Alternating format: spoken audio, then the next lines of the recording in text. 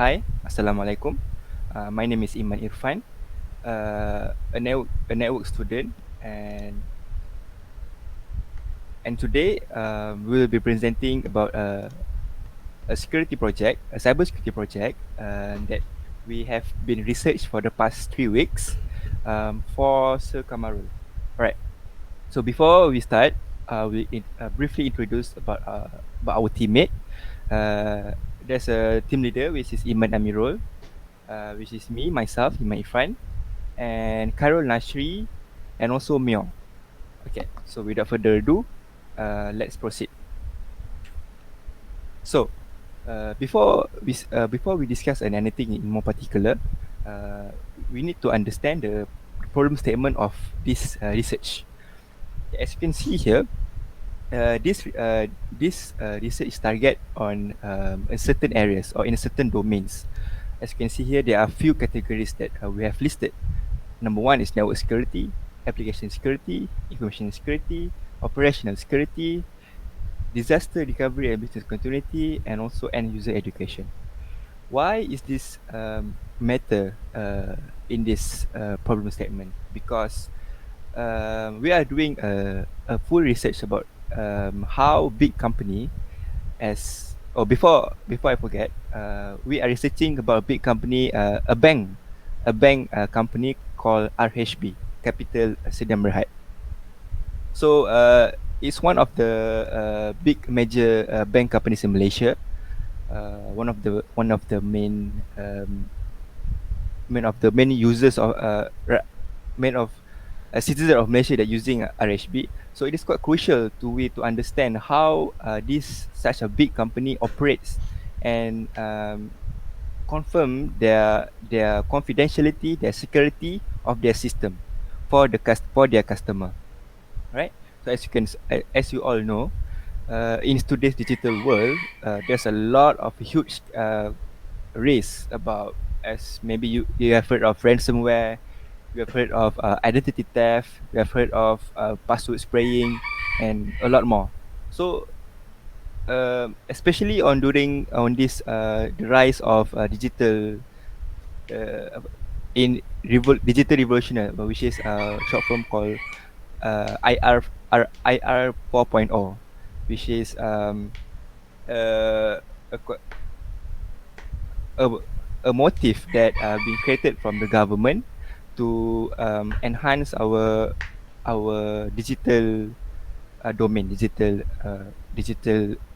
field. Okay, so for the objective of the research of the project, we have identified several of it. So number one of the objective is for us to understand and gain more information about how RHB operates their security, regarding their security challenges in this digital world. Number two is to propose basically a cyber security solutions based on our findings or our research that may or may not faced by the RHB Capital. Okay, that is two of the objective. For the significance, we are likely to happy to assist RHB Capital Berhad to become more secure, to become more free of potential risks of security such as ransomware especially. So with this research, we hope that RHB will become more sustainable and trusted um, a company for citizens of Malaysia to trust in in in in their finance domain. Right. So next we will see about cybersecurity challenges, and with this one I will pass to my other teammates. Okay, for the first challenges is ransom attacks. Ransomware is a type of malicious software that, when executed, disable a computer's functioning in some way. Basically, the ransomware just capture the victim computer and lock it. Yeah. The ransomware display a message requesting payment in order to restore functioning. This is the usual attack from the ransomware. The intention holds the machine ransom. In other words, ransom is a form of extortion. So there's a photo of example how the ransomware attacks. They basically lock your PC and then ask for money because of non-reasonable thing. Yeah. Okay, next. Uh, from the Kaspersky website, they said that there are two types of ransomware that are really very popular. The first one is local ransomware. Malware of this type disable basic computer functionality. You might be denied access to the desktop. For example, when the mouse and keyboard are partially disabled, this permit you to continue interacting with the ransom demand window in order to pay the ransom. Aside from that, the machine is completely unusable. However, there is some good news. Local malware does not usually target essential files. Instead, it just seeks to lock you out. As a result, complete data destruction is unlikely. The second one is crypto ransomware. The goal of crypto ransomware is to encrypt your critical data, such as document, photo, and videos, while not interfering with essential computer functionality. This causes people to fear because they can see their files but cannot access them. Crypto developers frequently. Alright, next. Ransomware attack risk. Alright, a ransomware infection might lock the system in a way that only a knowledgeable individual can unlock. It not only affect household PCs, but also businesses. It encrypts data in such a way that normal people cannot decrypt it. To record it, a ransom must be paid. However, it does not guarantee that the files will be released. This kind of threat is really dangerous for a company like RHB Bank Berhad, as they hold a lot of data about money-related things and a very big potential victim. Okay, that's all. Next. Alright, moving on to phishing. The cybercrime called phishing occurs when a person acts as an impersonator or an official agent of some institution that contacts the victim via email or any sort of communication to gain sensitive information such as personal information, passwords, banking credential, and even social security numbers. Phishing is famous in form of emails, but there are also other forms, which are website phishing, phishing, which is phishing in phone calls, and then there's smishing, which phishing in form of text messages. So the information gained is then utilized to get access to the victim's important accounts, which can lead to identity theft and financial losses. The FBI claims that phishing scams were filed over 240,000 and accumulates over $54 million of financial losses in their internet crime report in 2020. However, in Malaysia, Cybersecurity Malaysia released the first half of the 2020 reported incident statistics, and it is found that fraud or phishing is the highest incident among many others. So next slide.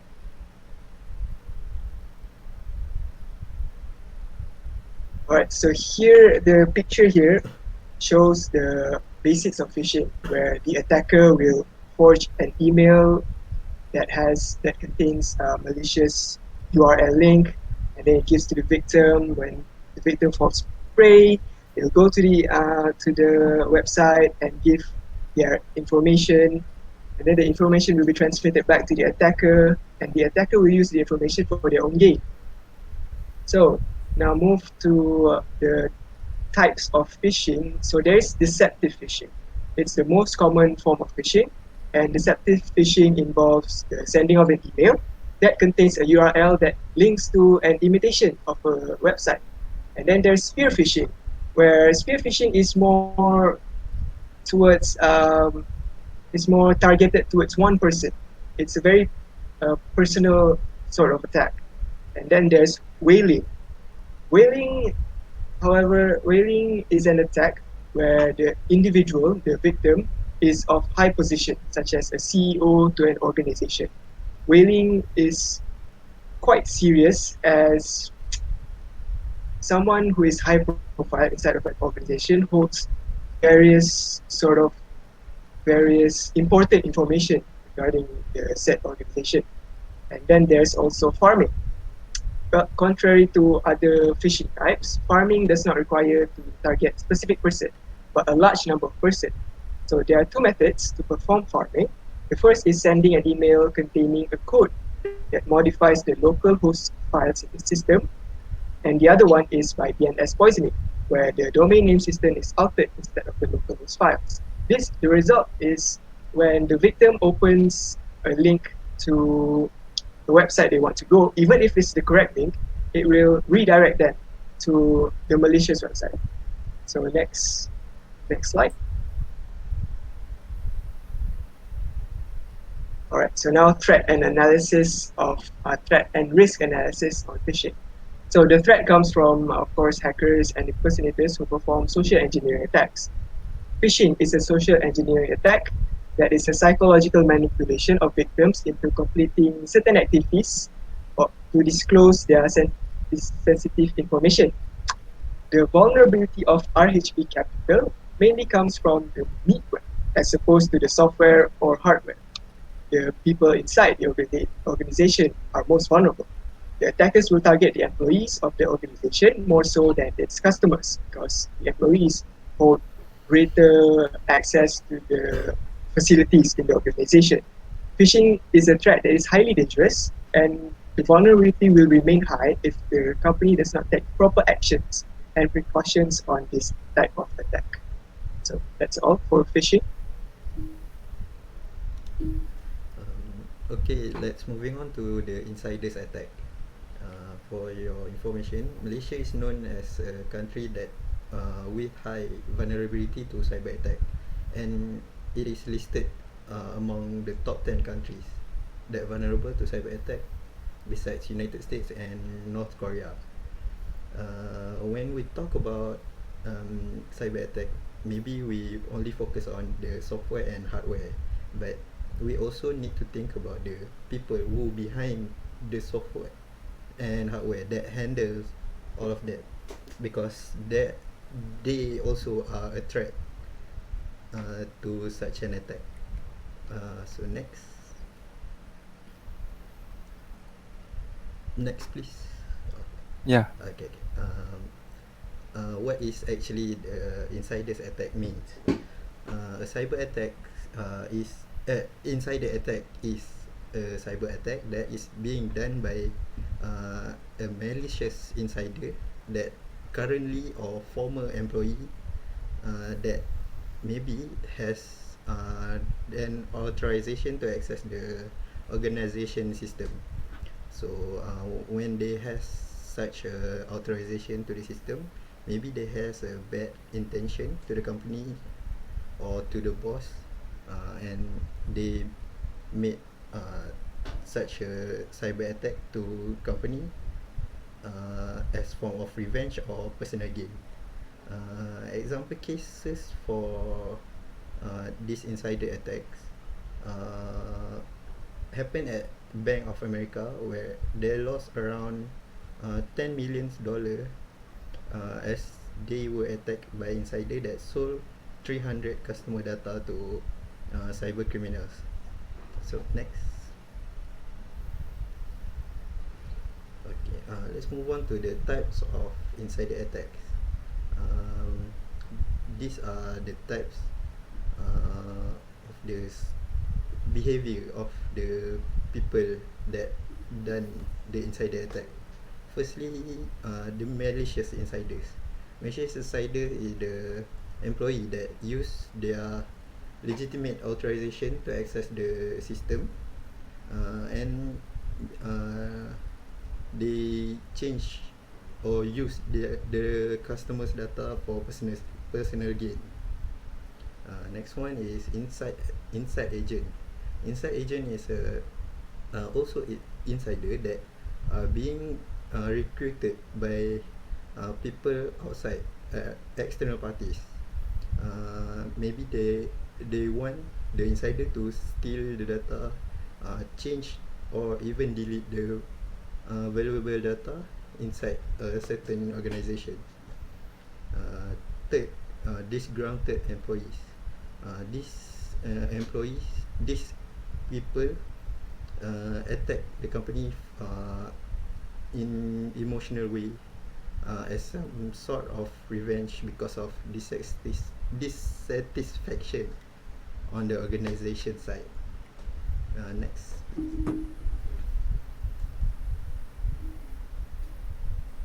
Number 4, the careless workers.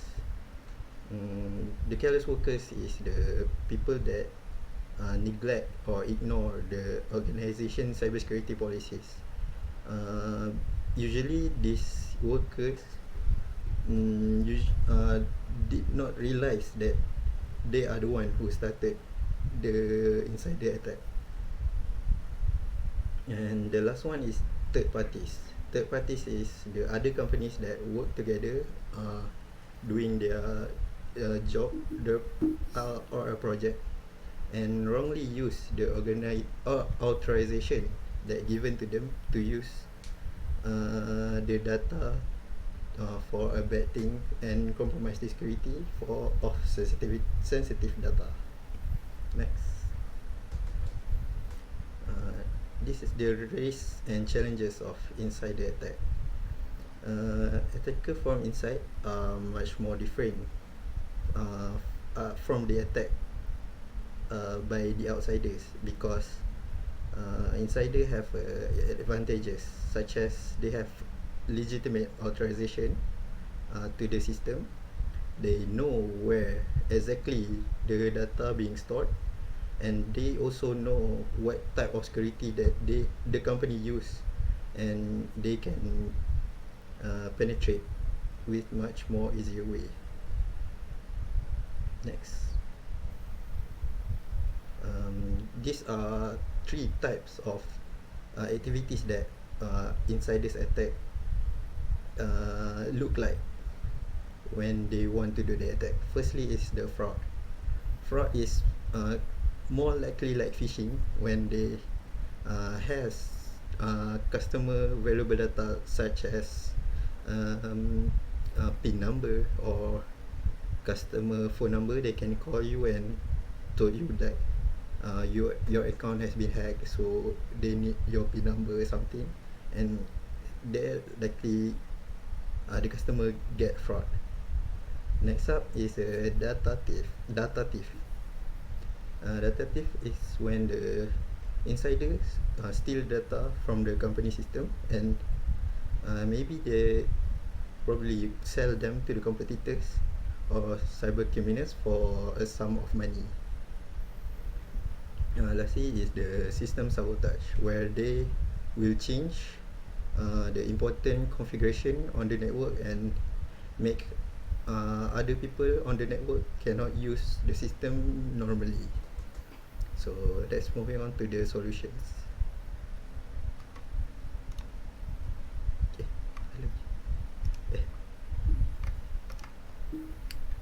Okay. These are several proposing solutions from us that we have been gathered from the past 3 weeks to essentially propose to RHB Berhad. First one is for the ransomware attacks. So it might be, if you see here, it might be a simple solution, but it is these 3 small step of taking the solution for ransomware attacks is quite crucial, because we need to normally when ransomware comes to the infrastructure of the company, it starts from a simple or the smallest thing that could happen. For example, a simple click by a user that doesn't have anti-malware software in its PC, and apparently the ransomware spread quickly over the network. So we can take a look of the first three of the solutions that we can make for preventing ransomware attacks. Number one is, of course, to install an anti-malware software in all of the employees' computers, that or in other word, or any connected devices that connected to the infrastructure. Because if we don't have this, a self-replicating ransomware or malware can easily spread to the entire network of the company system. Number two is, as simple as it seems, is to have a, a backup of everything. Because if we ensure to have an offline data backup of everything, about maybe for HP is maybe for their customers details, about or anything important for the business case, it's important to have backup on everything. Number three is to keep all the software updated, because if you don't know, like most of the big company are using third party applications to in their daily basis. For example, maybe um, RHB is using a business application for video streaming. Okay. um so it is good, it's a good idea to update all of the software in the entire network.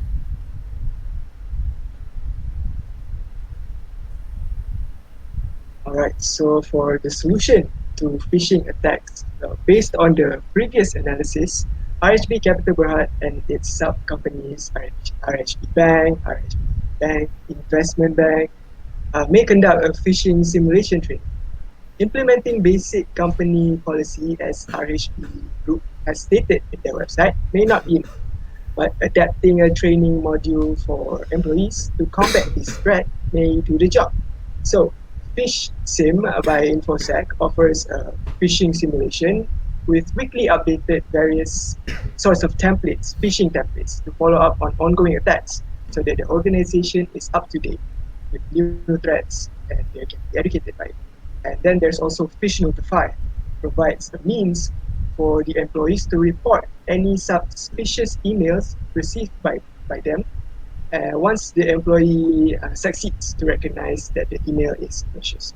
So adapting this kind of training will increase the awareness among RHP teams, and it highlights the importance of reporting suspicious emails. And in a study by Hassan and Rizvi in 2019, it is stated that the efficiency of the human brain in analyzing, recalling past mistakes, and adapting to new challenges is much more superior to computers. And upgrading the human brain to keep themselves and the company safe from attacks. So that's all. Okay, now for the solution to insiders attack. There are two approach that we can take for RHB and RHB Capital and its some companies can use. Firstly is the prevention approach. These are some of the best practice that I found that can help to prevent the insiders attack. Firstly, they need to revise and update the cybersecurity policies and guidelines so that it cannot be so the workers inside the RHB Capital cannot break the policies, and so they can get punished. Next up is the limiting the privilege access and establish role-based access control. This mean by limiting the person who can actually gain a control to access the system, because when there are too many privilege access, it can higher up the risk of getting inside this attack from the workers. Next up is to back up all the data. Back up the data and deploy the data loss prevention tools.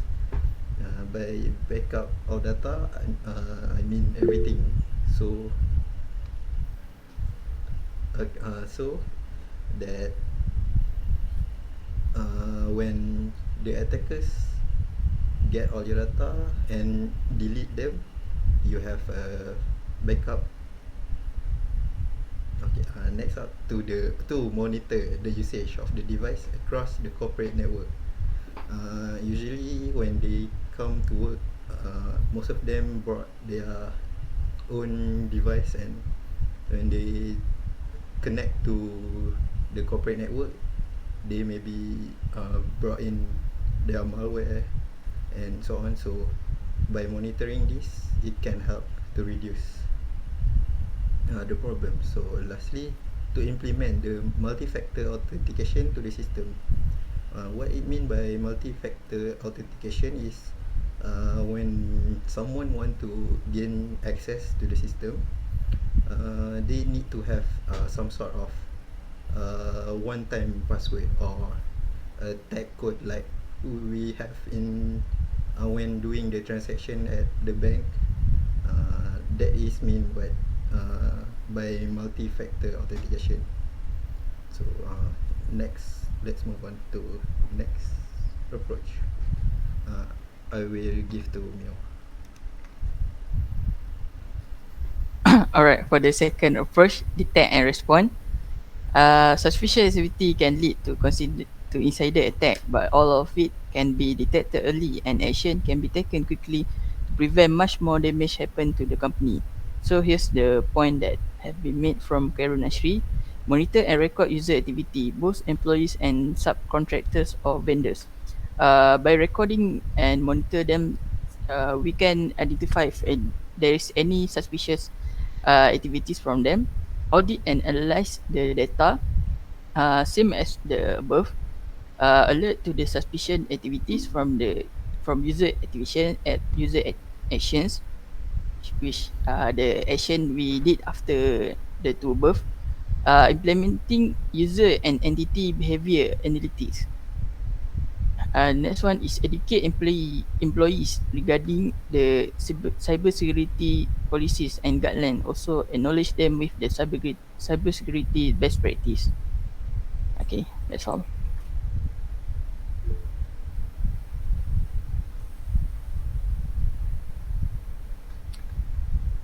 So that is all from us. This is the end of the presentation. Thank you for watching and listening, and have a good day. Thank you. Thank you.